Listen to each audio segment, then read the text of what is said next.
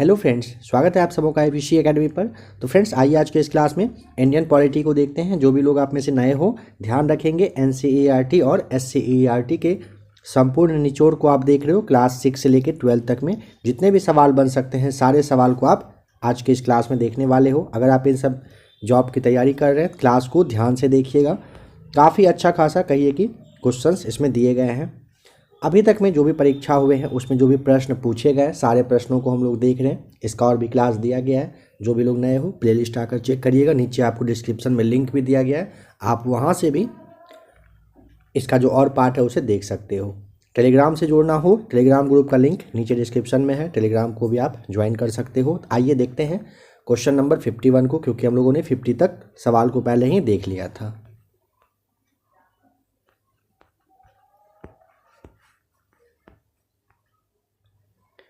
निम्नलिखित में से कौन सा संविधान संशोधन राष्ट्रपति को किसी भी मामले को पुनः विचार के लिए मंत्रिमंडल को भेजने की शक्ति प्रदान करता है?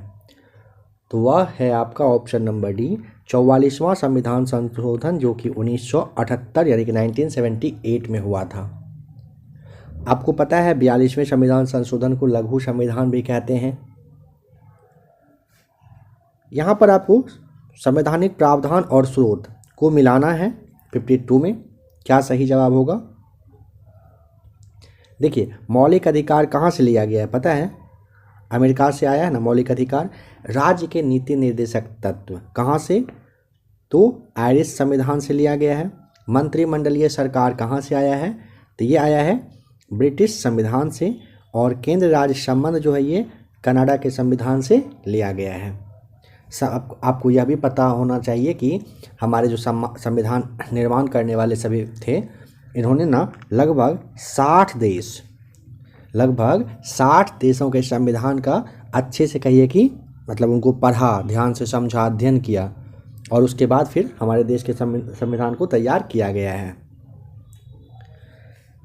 यहाँ पे ऑप्शन नंबर आपका सी लगता है सही होना चाहिए। देख लीजिएगा आप खुद से। नंबर 53 में देखें, लोकतंत्र के बारे में निम्न कथन पर विचार करिए। पहला कथन कह रहा है, और यहाँ पे कह रहा है कौन सा सही है। पहला है कि इसमें लोगों द्वारा निर्वाचित सरकार का गठन होता है। याद करिए, तो क्या यह सही है? तो बिल्कुल यह सही है। ठीक है, एक सेकंड, यहाँ पे 53, 52, 53, हाँ ठीक है। तो यहाँ पे पहला वाला क्या हो जाएगा? इसमें लोगों के द्वारा निर्वाचित सरकार का गठन होता है। क्या गठन किया जाता है? हाँ बिल्कुल गठन होता है। पहला वाला एकदम सही है। सेकेंड कह रहा है लोकतंत्र में वर्तमान में सत्तासीन लोगों के होने की संभावना अधिक होती है। यह भी बिल्कुल सही है। तीसरा कह रहा है प्रत्येक मत का एक मूल्य हो जाता है। बिल्कुल, सभी के मत का जो वैल्यू है वो बस एक ही रहता है। ऐसा नहीं है किसी के मत का वैल्यू 1, किसी का 2 होता है। यहाँ पे ऑप्शन नंबर बी को सही टिक करेंगे, सभी यहाँ पर सही हैं। देखिए, यहाँ पे कह रहा है कि कौन रक्षा मंत्रालय का विभाग है। तो ध्यान दें, रक्षा विभाग में रक्षा विभाग आएगा। ठीक है, रक्षा मंत्रालय के तहत रक्षा विभाग आता है। रक्षा अनुसंधान एवं विकास विभाग भी आएगा। रक्षा उत्पाद विभाग भी आता है। लेकिन रक्षा वित्त विभाग जो है ये नहीं आएगा, ध्यान रखेंगे। पहला, दूसरा, तीसरा सही है। ऑप्शन नंबर बी को यहाँ पर टिक करेंगे। आपको पता है ना DRDO की स्थापना कब हुई थी? DRDO के बारे में बहुत बार पूछा गया है। DRDO की स्थापना कब हुई थी? 1958 में स्थापना की गई थी DRDO की, ध्यान रखिएगा। कह रहा है कि किसी भी राजनीतिक दल को राष्ट्रीय दल बनने के लिए कितने राज्यों में मान्यता जरूरी होता है?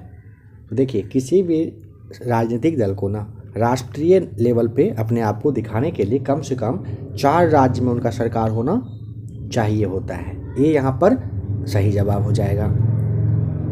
और अगर जानना चाहें तो आपको ध्यान रखना होगा कि अभी कुछ टाइम पहले 22 में आम आदमी पार्टी ने अच्छा प्रदर्शन किया था, तो राष्ट्रीय पार्टी का दर्जा उनको दिया जा चुका है।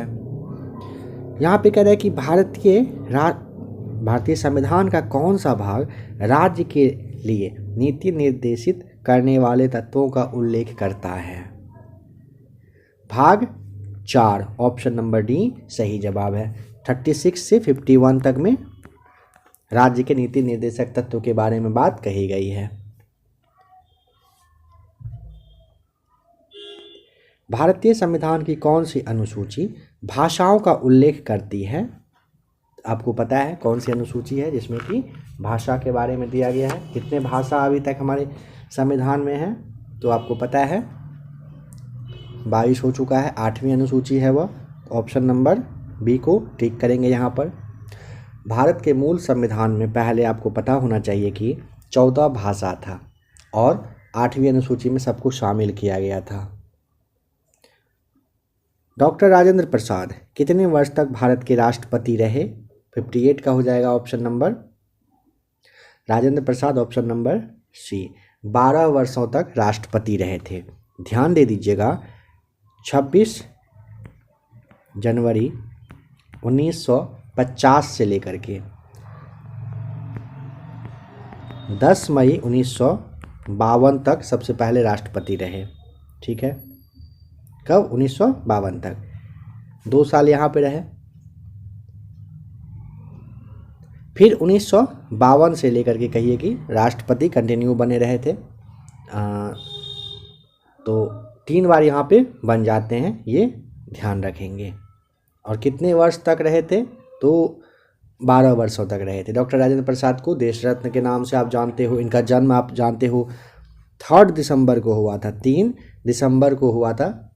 ठीक है, 1884 ईस्वी में हुआ था डॉक्टर राजेंद्र प्रसाद का जन्म। कहाँ पर? तो बिहार के सिवान जिला के जीरादेई गांव में हुआ था।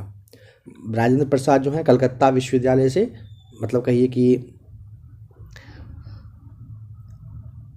पास किए थे, कलकत्ता यूनिवर्सिटी से ग्रेजुएशन अपना किए थे। ठीक है, 1917 में गांधी जी जो है ये डॉक्टर राजेंद्र प्रसाद से इन दोनों की भेंट हुई थी चंपारण सत्याग्रह में।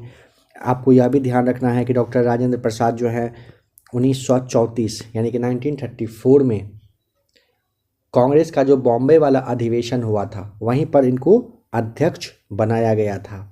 1962 में डॉक्टर राजेंद्र प्रसाद को कहिए कि भारत रत्न से सम्मानित किया गया है। और 28 फरवरी 1963 को 28 फरवरी 1963 को इनका निधन हो गया था। इस बात का भी ध्यान रखें। सर्वोच्च न्यायालय का न्यायाधीश अपना पद त्याग कर सकता है पत्र लिखकर। किसको पत्र लिखना होता है? राष्ट्रपति साहब को पत्र लिखना होता है। भारतीय संविधान का अनुच्छेद जो 124 से लेकर के 147 तक है, इसमें उच्चतम न्यायालय के गठन, शक्ति और अधिकार के बारे में बात की गई है।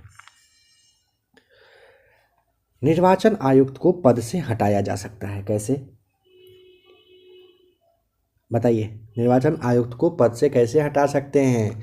देखिए, मुख्य निर्वाचन जो आयुक्त है उनकी सिफारिश पर राष्ट्रपति के द्वारा निर्वाचन आयुक्त को हटाया जा सकता है। तो ऑप्शन नंबर डी।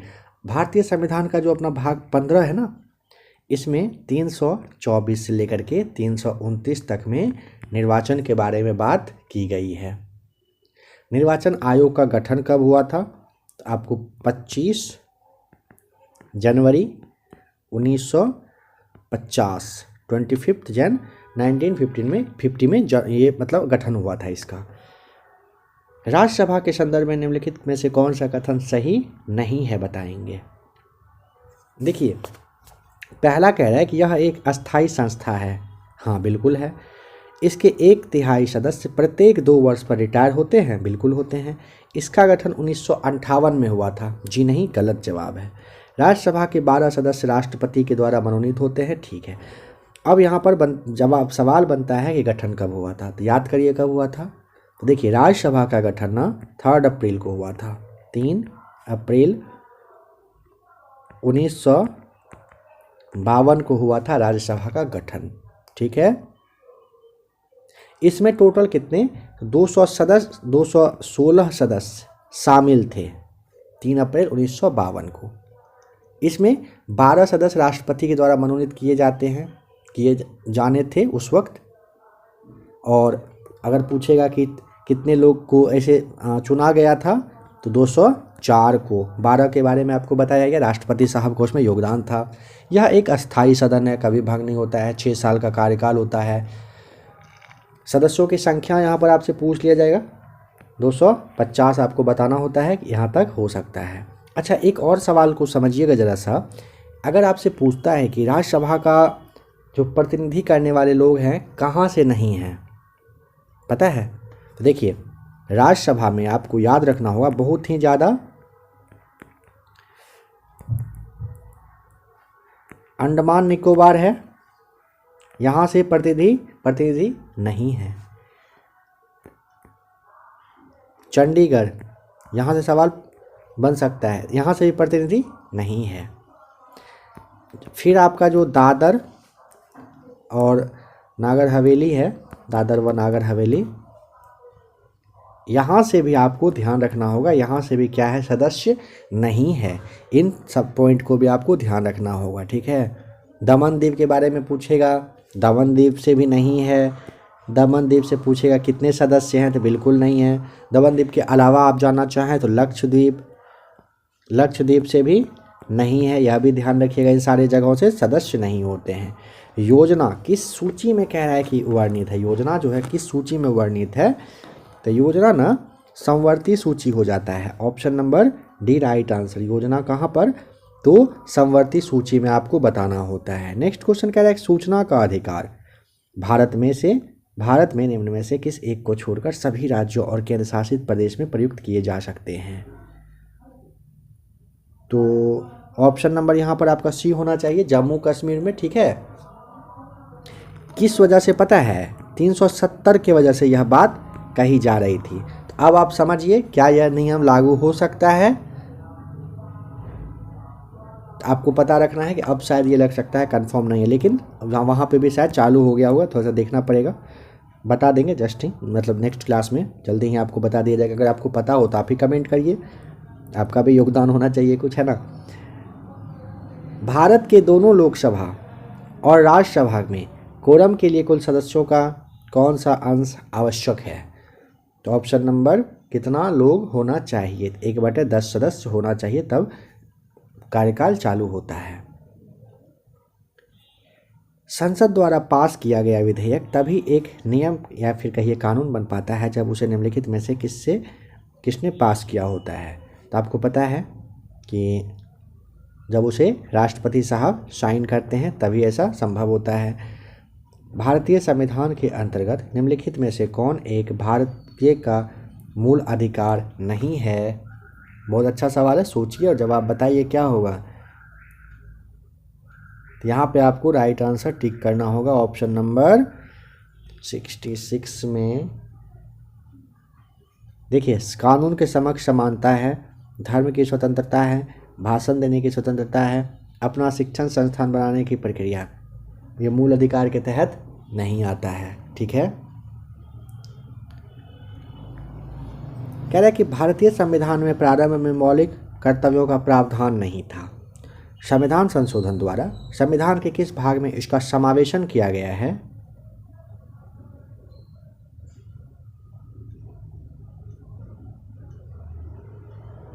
देखिए यहाँ पर ना आपका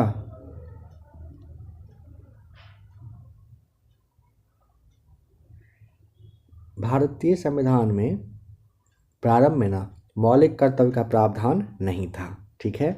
मौलिक कर्तव्य का प्रावधान नहीं था। भाग 4 के ए के तहत इसे जोड़ा गया है। ऑप्शन नंबर आपको डी बताना होता है सही जवाब। लोकसभा का अध्यक्ष अपना त्यागपत्र किसे संबोधित करता है। लोकसभा का अध्यक्ष उपाध्यक्ष को। ऑप्शन डी राइट आंसर है। लोकसभा के पहले अध्यक्ष का नाम बताएं, क्या था। जी.वी. मावलंकर साहब थे, ठीक है। अगर पूछता है कि लोकसभा के जो अध्यक्ष हैं, लोकसभा के जो अध्यक्ष और उपाध्यक्ष हैं, उनके पदों के बारे में कहाँ पर दी गई है, कौन से अनुच्छेद में बात की गई है। 93 में बात की गई है। भारत के किस राज्य में द्विसदनीय व्यवस्थापिका नहीं है, बताएं वह कौन सा राज्य है। तो यहाँ पे देखिए ऑप्शन नंबर सी को टिक करिएगा, पंजाब में नहीं है, ठीक है। सत्य कथन को चुनिए। जम्मू कश्मीर, उत्तर प्रदेश, बिहार, इन सब जगह पर है। ठीक है, अब आपको यह एक बात ध्यान रखना है कि जम्मू कश्मीर से जो अनुच्छेद 370 समाप्त हुआ ना, यानी कि विशेष राज्य का दर्जा जो ख़त्म किया गया, उसके बाद भारत में 6 राज्य में विधानसभा अस्तित्व में है। उत्तर प्रदेश, कर्नाटक, महाराष्ट्र, बिहार, आंध्र प्रदेश और तेलंगाना में है। यहाँ पर सत्य कथन को चुनना है। तो राज्यसभा में 11 सदस्य नहीं, 12 सदस्य को राष्ट्रपति साहब मनोनीत करते हैं। प्रत्याशी को उसी राज्य का होना चाहिए जहाँ वह राज्यसभा का चुनाव लड़ रहा है, नहीं। अभी आपको कुछ समय पहले अगर ध्यान हो तो शत्रुघ्न सिन्हा बिहार से हैं और बंगाल से आए थे वो लड़ने के लिए। राज्यसभा को भंग किया जा सकता है? नहीं, भंग नहीं किया जा सकता है। ठीक है, क्या है? सत्य कथन पूछा ना। ठीक है, राज्यसभा को भंग नहीं किया जा सकता है। उसके बाद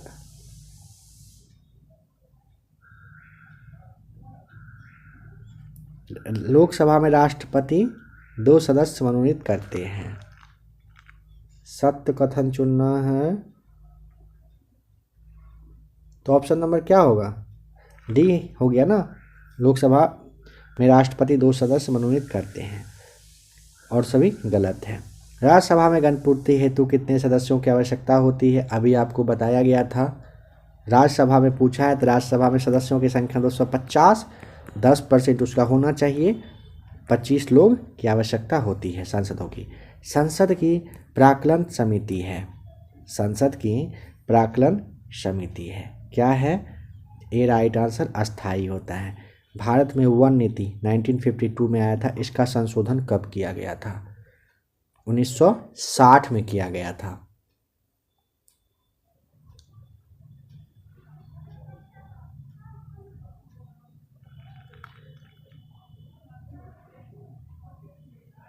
अच्छा, यहाँ पर आपसे सवाल पूछा गया है कितने सदस्य होते हैं, तो आपको 30 याद रखना है। भारत में वन नीति जो 1952 में आया था, इसका संशोधन पूछा जाए कब किया गया था, तो 60 में नहीं किया गया था भाई साहब। कब हुआ था? 88 में हुआ था। ठीक है, 1988 में किया गया था 1952 वाले का संशोधन। 33% भूभाग पर वन होना चाहिए, इसमें यही बात कही गई थी। देश में पहला वन नीति भी पूछा जाता है। देश में प्रथम वन नीति कब आया था? तो पता है कब आया था? 1894 1894 में आया था। भारत में राष्ट्रपति चुने जाने से पूर्व रामनाथ कोविंद साहब कहाँ के गवर्नर थे? सवाल आपके लिए है, कमेंट करके बताइए। भारत के राष्ट्रपति चुने जाने से पहले रामनाथ कोविंद जो है कहाँ के गवर्नर थे? द्रौपदी मुर्मू जो है झारखंड के राज्यपाल रह चुकी हैं, भारत के 15वें नंबर पे राष्ट्रपति बनी हैं। रामनाथ कोविंद जो थे उनका जन्म कानपुर में हुआ था। भारत के दूसरे दलित राष्ट्रपति थे। श्रीमती प्रतिभा देवी पाटिल जो है राष्ट्रपति बनने से पहले राजस्थान की राज्यपाल थी। इस बात का भी ध्यान रख सकते हो आप। निम्नलिखित में से कौन सा एक आदेश किसी व्यक्ति को गैर कानूनी ढंग से बंदी बनाए जाने पर उसकी स्वतंत्रता सुनिश्चित करने के लिए उच्चतम न्यायालय द्वारा जारी किया जाता है? ऑप्शन नंबर ए बंदी प्रत्यक्षीकरण। आप बताओगे। वर्तमान में राज्यसभा में सीटों की कुल संख्या कितनी है?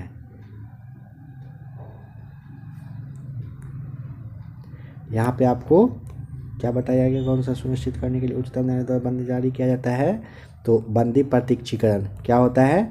बंदी प्रत्यक्षीकरण आपको याद रखना है। वर्तमान में राज्यसभा में सीटों की कुल संख्या, प्रभावी संख्या मतलब कितने हैं? तो 245 है। ऑप्शन नंबर 3 सही जवाब है। भारतीय संविधान का अनुच्छेद 117 का संबंध किससे है? अनुच्छेद 117 का संबंध किससे है? ऑप्शन बी वित्त विधेयक से है। और 110 का संबंध किससे है? तो ये वाला है धन विधेयक से। देश में राष्ट्रीय आपातकाल लागू करने के लिए सशस्त्र विद्रोह शब्द किस संविधान संशोधन अधिनियम के द्वारा जोड़ा गया था? 78 क्या हो जाएगा राइट आंसर? क्या? 44वें संविधान संशोधन 1978 के द्वारा जोड़ा गया था। भारत में राष्ट्रपति शासन भारतीय संविधान के किस अनुच्छेद के तहत लगाया जाता है? तो आप तो जानते ही हैं यहाँ पे अच्छे से किसके तहत लगाया जाता है, 356 के तहत लगाया जाता है। 352 के अंतर्गत राष्ट्रीय आपात और 360 के तहत वित्तीय आपात की घोषणा की जाती है, ध्यान रखें।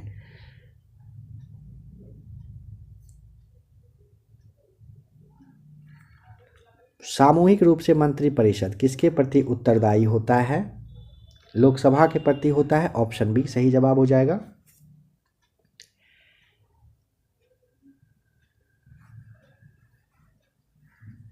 आपातकाल के प्रवर्तन में रहने के लिए किस सदन का अनुमोदन 30 दिन के अंदर होना चाहिए? लोकसभा का, ऑप्शन बी राइट आंसर हो जाएगा, लोकसभा का अनुमोदन होना चाहिए। भारतीय संविधान का जो अनुच्छेद 352 है, राष्ट्रीय आपातकाल से संबंधित प्रावधान इसमें किए गए हैं। भारत के नियंत्रक एवं महालेखा परीक्षक द्वारा दिया गया लेखा परीक्षण संबंधी प्रतिवेदन की जांच कार्य कौन सी समिति करता है? कौन करता है? लोक लेखा समिति के द्वारा किया जाता है, ए सही जवाब है। भारत के नियंत्रक एवं महालेखा परीक्षण द्वारा दिया गया लेखा परीक्षण संबंधी प्रतिवेदन की जांच कौन सी समिति करता है? लोक लेखा समिति करता है। जब राज्यसभा के सभापति या उपसभापति को उसके पद से हटाने का संकल्प विचाराधीन हो तो उसका पीठासीन न होना भारतीय संविधान के अनुच्छेद कितने में है? अनुच्छेद 92 में है, ए सही जवाब है। कह रहा है ना, जब राज्यसभा के सभापति या उपसभापति को उसके पद से हटाने का संकल्प विचाराधीन हो, मतलब विचार करने के लिए दिया गया हो, उस समय पीठासीन नहीं होते हैं वे। यह बात भारतीय संविधान के किस अनुच्छेद में है? अनुच्छेद 92 में है। भारत का राष्ट्रपति किस प्रकार का वीटो का प्रयोग नहीं करता है?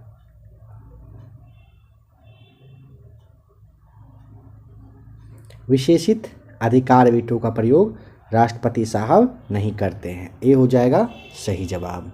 ठीक है, बताया कि किस अनुच्छेद के तहत नीति निर्देशक तत्व को न्यायालय में प्रश्नगत नहीं किया जा सकता है? अनुच्छेद 37 के तहत, ऑप्शन नंबर बी सही जवाब है। कह रहा है किस अनुच्छेद के तहत नीति निर्देशक तत्व को न्यायालय में प्रश्नगत नहीं किया जा सकता है? अनुच्छेद 37 के तहत सही जवाब हो जाएगा। भारतीय संविधान के भाग कितने? भाग 4 में 36 से लेकर के 51 में, 36 से 51 में नीति निर्देशक तत्व दिए गए हैं। राज्य निर्वाचन आयुक्त को कौन पदच्युत कर सकता है? कौन हटा सकते हैं? उच्च न्यायालय के देखिए यहाँ पे ना जो प्रक्रिया उच्च न्यायालय के न्यायाधीश को हटाने का होता है ना, सेम प्रक्रिया से हटा सकते हैं। निम्न में से राष्ट्रपति के कार्यकाल का संबंध कौन सा क्रम यहाँ पर आपको बताना है कि सही है? सवाल को ध्यान से पढ़िए, बताइए। यहाँ पे ना आप देख लीजिए, फखरुद्दीन अली अहमद है ना, ये 1974 से 77 तक राष्ट्रपति रहे थे। ठीक है, फिर आ जाइए ज्ञानी जैल सिंह पर, ये 1982 से 1987 तक रहे थे।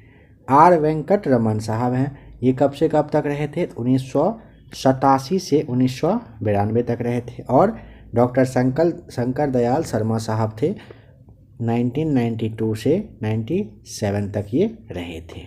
यही आपका सही क्रम है। भारत में कितने बार आपातकाल लागू हो चुका है? तो भारत में ना ऑप्शन आ जाइए बी पर, 3 बार लग चुका है। 1962, 71 और 75 में आपातकाल लगाया गया था। भारत के राष्ट्रपति को किस प्रकार पदच्युत किया जा सकता है? तो भारत के राष्ट्रपति को संसदीय प्रक्रिया के द्वारा पदच्युत किया जा सकता है, ऑप्शन नंबर सी सही जवाब है। कोई व्यक्ति अगर राज्य विधायिका का सदस्य नहीं है तो वह कितने माह के अंदर, आप यहाँ पे समझ लीजिए 6 महीने के अंदर उनको 6 महीने के लिए मुख्यमंत्री नियुक्त किया जा सकता है और उस निर्धारित समय में उसे राज्य विधायिका हेतु निर्वाचित होना होता है। या फिर वो मुख्यमंत्री नहीं रहेगा। भारत में विधि निर्माणी सर्वोच्च निकाय है कौन सी? संसद है। ए सही जवाब है। संसद का अनुच्छेद जो 79 है, इसके तहत संसद के गठन का प्रावधान किया गया है। इसके अनुसार राष्ट्रपति, लोकसभा और राज्यसभा ये सभी संसद के अंग हैं। निम्नलिखित में से कौन सा कथन लोकसभा के उपाध्यक्ष के संदर्भ में सही नहीं है? तो ऑप्शन नंबर पहला कह रहा है कि वह लोकसभा के ही सदस्यों में से चुना जाता है। ठीक, क्या लोकसभा के उपाध्यक्ष के लिए ना? हाँ, उपाध्यक्ष चुना जाता है। उपाध्यक्ष अपने पद पर लोकसभा के कार्यकाल के दौरान रहता है। ठीक है। जब अध्यक्ष का पद रिक्त होता है तो उपाध्यक्ष अध्यक्ष के रूप में कार्य करता है। एकदम सही। जब उपाध्यक्ष लोकसभा के पीठासीन अधिकारी होते हैं तब वह प्रथमतः मत दे सकते हैं। जी नहीं, कथन गलत है। कह रहा है कि राज्य विधायिका में धन विधेयक को केवल किसकी पूर्व सिफारिश पर प्रस्तुत किया जा सकता है? तो ऑप्शन नंबर आपको यहाँ पर ना डी बताना होता है, अध्यक्ष। एक सेकेंड, सवाल को क्या कह रहा है? किसकी पूर्व सिफारिश पर प्रस्तुत किया जा सकता है। अच्छा, राज्य विधायिका का बात किया जा रहा है ना, तो राज्यपाल साहब हो जाएगा सही जवाब। 94, भारतीय संविधान के अनुसार दल बदल के आधार पर निर्भरता का उल्लेख है। उल्लेख 10वीं अनुसूची में है। ऑप्शन नंबर बी, भारतीय संविधान के अनुसार दल बदल के आधार पर निर्भरता का उल्लेख 10वीं अनुसूची में आपको पता है किया गया है। चलिए बताइए, राज्यसभा धन विधेयक को कितने दिनों के लिए रोक सकता है? राज्यसभा ना बस 14 दिनों के लिए रोक सकता है। ऑप्शन नंबर डी सही जवाब हो जाएगा। संसद में पहला लोकपाल बिल पेश किया गया था। 1968 में पहला लोकपाल बिल पेश किया गया था। ध्यान रखिएगा, पहली बार 1966 में 1966 में मोरारजी देसाई की अध्यक्षता वाले प्रशासनिक सुधार आयोग था। उन्होंने ही लोकपाल के गठन की अनुशंसा की थी। सबसे पहले लोकायुक्त का गठन पूछा जाता है 1971 में हुआ था महाराष्ट्र में। देश के पहले लोकपाल का नाम आपसे पूछा जाता है, याद करिए, देश के पहले लोकपाल का नाम क्या था? तो पिनाकी चंद्र घोष साहब रहे थे पहले लोकपाल। ठीक है।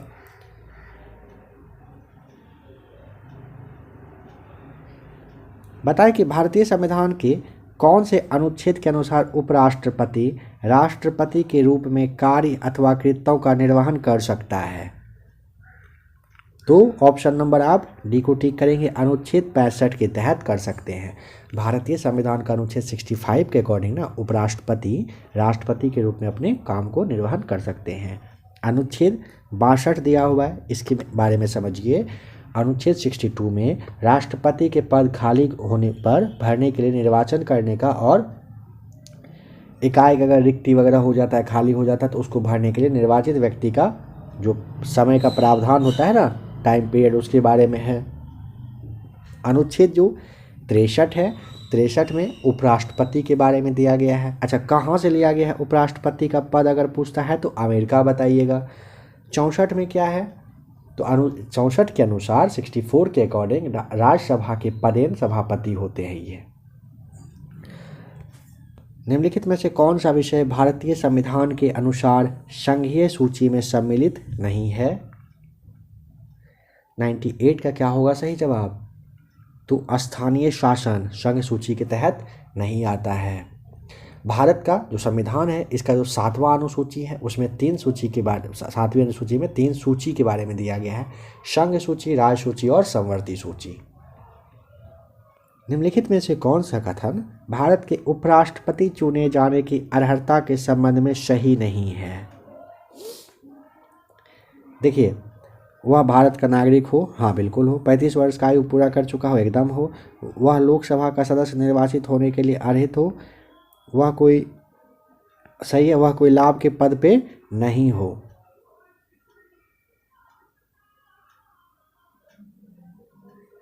तो एक सेकंड, क्या कह रहा है? हाँ, तो लाभ का पद पे वो नहीं रहना होता है उनको, ठीक है, उनको हटना पड़ता है उस पद से। भारत के प्रधानमंत्री,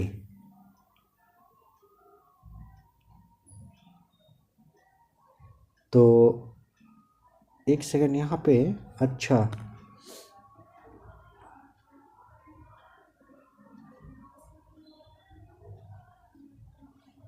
यहाँ पे ना वह कोई लाभ के पद पे धारण के अलावा ना आप सी को टिक करिए, वह लोकसभा का सदस्य निर्वाचित होने के लिए अर्हित हो, ऐसा नहीं है, ठीक है। यहाँ पर तो दिया हुआ है ना कि वह कोई लाभ का पद धारण नहीं करता है।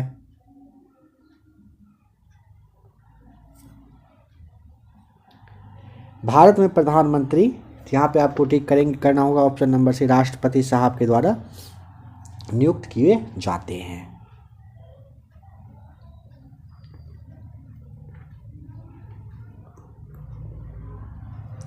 तो फ्रेंड्स आज के इस क्लास में आपने टॉप 50 क्वेश्चंस देख लिया जो कि आपके इंडियन पॉलिटी से था। आशा करता हूँ क्लास आपको अच्छा लगा होगा। आज का जो यह क्लास था यह ना पार्ट नंबर 2 था।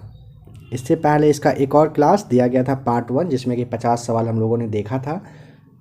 यह वाला सीरीज आप देख लीजिए, टोटल 300 के आसपास लगता है एक सवाल आपको देखने को मिलेंगे। जैसे ही सारे सवाल ख़त्म होंगे ना, अगर होगा ना तो एक इसका मास्टर वीडियो आपको बनाकर दिया जाएगा। 311 सवाल का मास्टर वीडियो, कहने का मतलब है कि इन्हीं सारे सवालों को जो क्लास आप देख रहे हो उसको जोड़ करके क्लास दिया जाएगा, मास्टर वीडियो रहेगा। बहुत लोग रिवीजन के लिए लास्ट टाइम में भी देखना पसंद करते हैं एग्ज़ाम से पहले, तो आप वहाँ पे भी देख सकते हो। 24 या 25 तारीख के आसपास में वर्ल्ड हिस्ट्री का क्लास आ रहा है, उसे आप लोग देख लीजिएगा। खास करके वे सारे मित्र जो एस्टेट की तैयारी कर रहे हैं, ठीक है। 9, 10th में आपको पता है वर्ल्ड हिस्ट्री आपके बुक में दिया गया है, तो सारा क्या मैक्सिमम सवाल वहीं से रहता है। तो वर्ल्ड हिस्ट्री जिनको भी देखना हो आप लोग चाहें तो कमेंट करके बताइएगा कितने लोग हैं वर्ल्ड हिस्ट्री देखना चाहते हैं, तो उसका भी क्लास आएगा 24-25 के आसपास, ज़रूर देख लीजिएगा। क्लास ऐसा रहेगा ना कि एक क्लास वर्ल्ड हिस्ट्री का देखेंगे ना, सारा सवाल आपका ख़त्म हो जाएगा। थ्योरी के साथ साथ क्वेश्चंस करवाया जाएगा एक ही क्लास में, एक पॉइंट को पहले बताया जाएगा, समझाया जाएगा, फिर आपको सवाल करवाएंगे। थोड़ा सा वेट करिए। जो भी लोग 24, 25, 26 जनवरी के बाद क्लास देख रहे हैं, आप लोग वर्ल्ड हिस्ट्री देखना चाहते हैं तो आप समझिए कि क्लास आ चुका है, देख लीजिएगा।